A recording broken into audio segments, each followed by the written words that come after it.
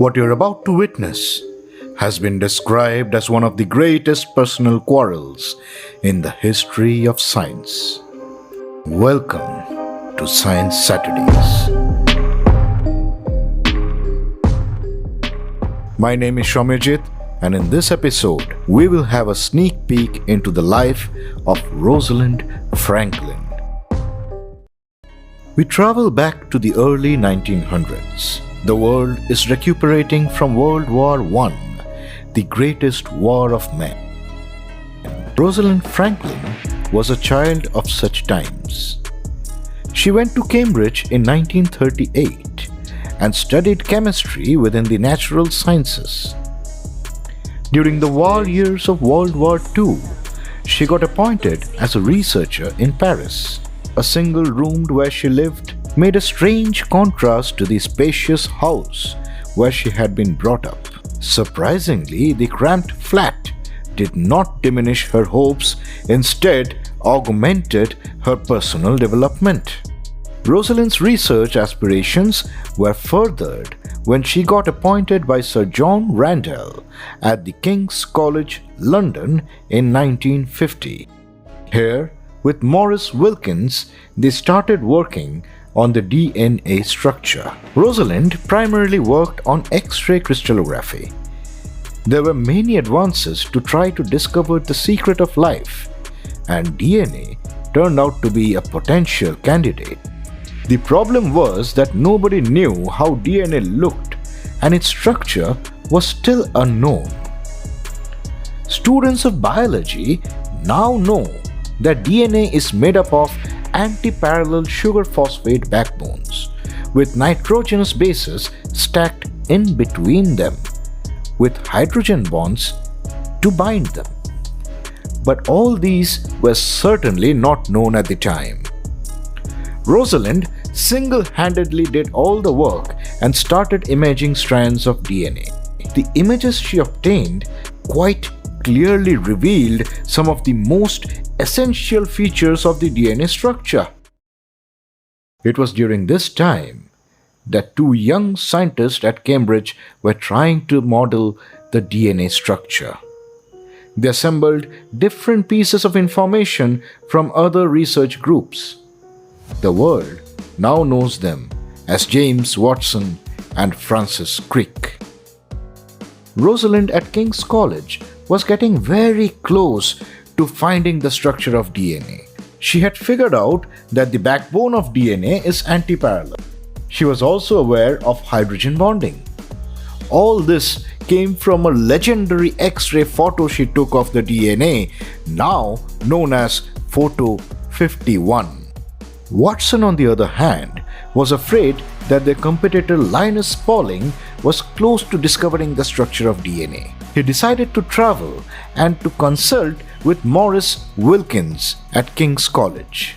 It was then that Wilkins, in good faith, showed Watson the Photo 51.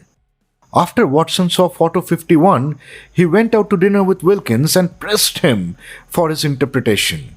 At that early date, Watson did not know how to interpret a X-ray diffraction photo. Other than that, an X meant helix.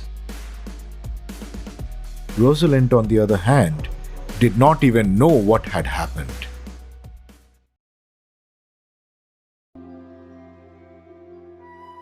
When she came to know about it, weeks later, Rosalind wrote to Crick for permission to see their model.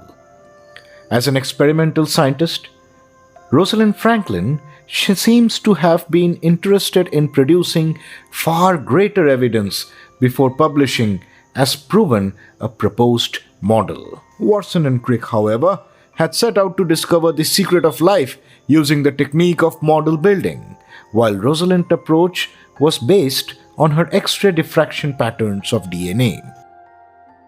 As fate would have it, in 1962, the Nobel Prize for Medicine or Physiology was awarded to Francis H. C. Crick, James D. Watson, and Maurice H. F. Wilkins. At this time, Rosalind Franklin had passed away.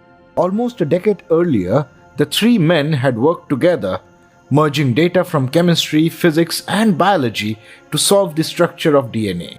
Crick and Watson built a hypothetical model that would conform in all parts to what Wilkins' X-ray pictures had already shown of the molecule. Some argue that Rosalind Franklin did not receive due recognition for her work and played a more significant role in the discovery than it is often acknowledged.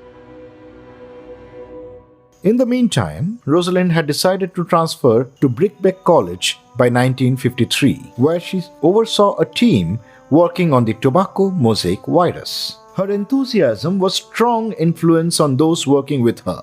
Her 4.5 years at the college saw 17 papers published, including 3 after her death.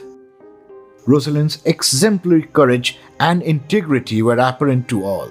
When knowing that she was mortally ill with cancer, she did not complain but continued working until a few weeks before her death. Shortly before she passed away, in the summer of 1957, she accompanied her friend Annie and her children to a river picnic on the Thames. She brought ice cream on dry ice. They were all fascinated as she threw out the dry ice onto the river, and they watched with awe as it zoomed about, apparently steaming around on the surface of water. She shared the children's delight as the ice whizzed about. We end the story by repeating a quote from Rosalind Franklin herself. "Science, for me, gives a partial explanation for life. Insofar as it goes, it is based on fact, experience, and experiment." We hope you liked today's story on the Lady of DNA, and we hope to keep you entertained in the following episodes of Science Saturday.